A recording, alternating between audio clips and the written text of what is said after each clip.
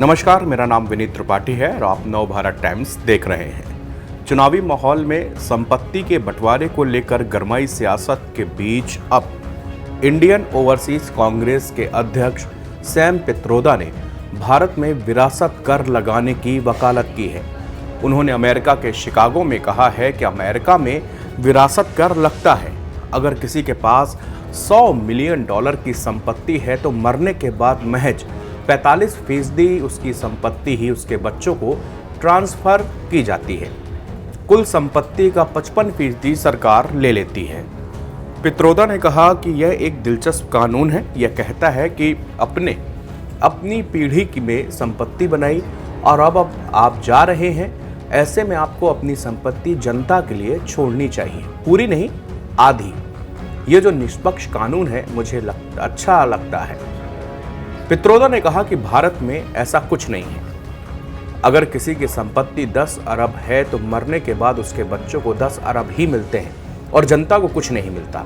इसलिए लोगों को इस तरह के मुद्दों पर बहस और चर्चा करनी होगी। सैम पित्रोदा के इस बयान के बाद भाजपा और प्रधानमंत्री नरेंद्र मोदी ने कांग्रेस पर हमला बोला है। पीएम ने फिर कहा कि कांग्रेस की नज़र आपकी संपत्ति पर है। वहीं भाजपा ने कहा है कि कांग्रेस गरीबों को बर्बाद करना चाहती है। फाइनेंशियल एक्सपर्ट जितेंद्र सोलंकी के मुताबिक भारत में किसी की बनाई हुई संपत्ति और पैतृक संपत्ति उसकी मृत्यु के बाद उसके कानूनी उत्तराधिकारियों जैसे बच्चों, पोते पोतियों या संबंधित लोगों को ट्रांसफर हो जाती है। इसी विरासत पर अमेरिका समेत कई देशों में इनहेरिटेंस टैक्स या विरासत कर लगता है, जिसकी पित्रोदा ने वकालत की है। आपको हम बताते हैं कि दुनिया के किन देशों में ये जो विरासत कर है वो लगाया जाता है। जापान दुनिया में सबसे ज़्यादा 55% विरासत टैक्स वसूलता है। इसके बाद साउथ कोरिया का नंबर आता है जहां पर 50% टैक्स वसूला जाता है। इसके बाद फ्रांस में 45%, यूनाइटेड किंगडम में 40%, अमेरिका में 40% और स्पेन में 34% विरासत कर वसूला जाता है। भारत और रूस जैसे कई देश हैं जहां पर इस तरह के टैक्स का कोई भी प्रावधान नहीं है। सोलंकी बताते हैं कि भारत में विरासत कर नहीं लगता, चाहे वो संपत्ति अचल हो या चल। अगर नया मालिक विरासत में हासिल की गई संपत्ति को बेचता है तो उसे टैक्स देना होगा।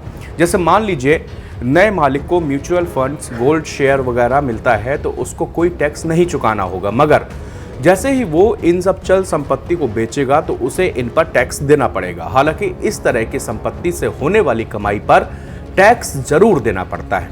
मान लीजिए किसी के मरने के बाद उसके उत्तराधिकारी को कमर्शियल कॉम्प्लेक्स के रूप में कोई संपत्ति मिलती है तो उससे मिलने वाले रेंट और ब्याज पर नए मालिक को टैक्स देना होगा। ऐसे में संपत्ति के नए मालिक को अपनी इस इनकम का ब्यौरा देना होगा और उसी के मुताबिक टैक्स भी आपको भरना होगा। ऐसे समझिए भारत में विरासत में मिली संपत्ति पर टैक्स के बारे में। इनकम टैक्स अधिनियम यानी आयकर अधिनियम 1961 के मुताबिक वसीयत या विरासत से हासिल की गई संपत्ति टैक्स के दायरे में नहीं आएगी। एक बार अगर आप विरासत में मिली संपत्ति के मालिक बन जाते हैं तो उसका नफा नुकसान भी आपको ही झेलना होगा। फायदा होने की स्थिति में आपको कैपिटल गेन्स टैक्स देना होगा।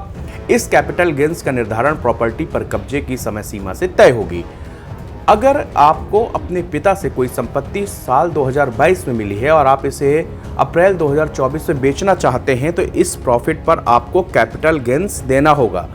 अगर आप अपने पिता के इस प्रॉपर्टी को 2 साल से ज़्यादा अपने कब्जे में रखा है तो इसे लॉन्ग टर्म कैपिटल गेन्स में माना जाएगा और आपको टैक्स भी इसी के हिसाब से देना होगा। भारत में कभी पहले इस तरह की स्टेट ड्यूटी लागू हुई थी। भारत में स्टेट ड्यूटी एक्ट 1953 में लागू था। इस तरह विरासत में प्राप्त की गई संपत्ति के कुल मूल्य का 85% तक स्टेट ड्यूटी देनी पड़ जाती थी। यहाँ तक कि कानूनी रूप से विरासत में मिली संपत्ति को उपहार मान लिया जाता था। इस एक्ट को 1985 में हटा दिया गया था।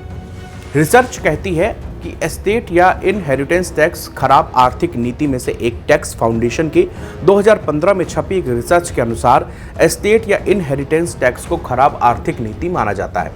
ये घरेलू जमा पूंजियों पर एक बोझ की तरह है इससे धन और संपत्ति जरूर जमा होती है, जिसने अमेरिका को ज़्यादा अमीर बनाया।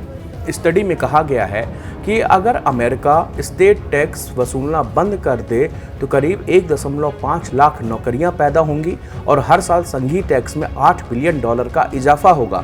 भले ही अमेरिका जैसे देशों में एस्टेट टैक्स या इनहेरिटेंस टैक्स लागू है, मगर इसमें राजस्व में बढ़ोतरी बहुत ही कम होती है। इससे जनता पर बोझ बढ़ता ही है। दुनिया के बहुत से देशों ने एस्टेट और इनहेरिटेंस टैक्स को राजस्व का खराब सोर्स करार दिया और इन दोनों ही टैक्स को हटा दिया गया। भारत में भी एस्टेट टैक्स को काफ़ी पहले ही हटाया जा चुका है। जिन देशों से ये टैक्स हटाए गए हैं, दरअसल उनकी वजह क्या है? एक स्टडी और रिसर्च के मुताबिक जिन देशों ने एस्टेट या इनहेरिटेंस टैक्स को हटाया है, उसका मकसद दो है। पहला ये कि इन दोनों टैक्सों को हटाना आपको ज़्यादा प्रगतिशील बनाता है, और दूसरा ऐसे टैक्स वसूलने में बड़ी लागत आती है। इसके अलावा किसी भी प्रॉपर्टी की वैल्यू आंकना भी बेहद जटिल काम है। भारत, रूस, मकाऊ, पुर्तगाल, Slovak Republic, Sweden, Hong Kong, Hungary, Singapore, Austria और नॉर्वे जैसे देशों में विरासत कर लागू नहीं है, जबकि America, Britain, Canada, France, Japan, दक्षिण कोरिया जैसे देशों में ये इस तरह का विरासत कर लागू है। ब्रिटेन में एस्टेट ड्यूटी के रूप में विरासत कर लागू है। यह 1894 में बैक टैक्स के रूप में लागू किया जाता। वहाँ इसे रिहायशी प्रॉपर्टी की कीमतें घटाने के हथियार के रूप में माना जाता है। अमेरिका में विरासत कर लगाने के यह तर्क दिया जाता है कि संपत्ति को चंद लोगों के हाथों में जाने से बचाने की ये कोशिश है। इसका मकसद यह है कि नागरिकों को बराबर अवसर प्रदान करना भी इसका एक उद्देश्य है, चाहे उनकी सामाजिक और आर्थिक स्थिति कुछ भी हो। ज़्यादातर देशों में विरासत कर की सीमा 40 से 50% तक है। दरअसल 2 दिन पहले प्रधानमंत्री नरेंद्र मोदी ने कांग्रेस के मैनिफेस्टो को लेकर एक बयान दिया। वो बयान सोशल मीडिया से लगाकर सियासी सरगर्मियां बन गया। उनकी छोटी छोटी क्लिप सोशल मीडिया पर वायरल की जा रही, जिसमें उन्होंने कहा था कि कांग्रेस की नज़र आपकी संपत्ति पर है।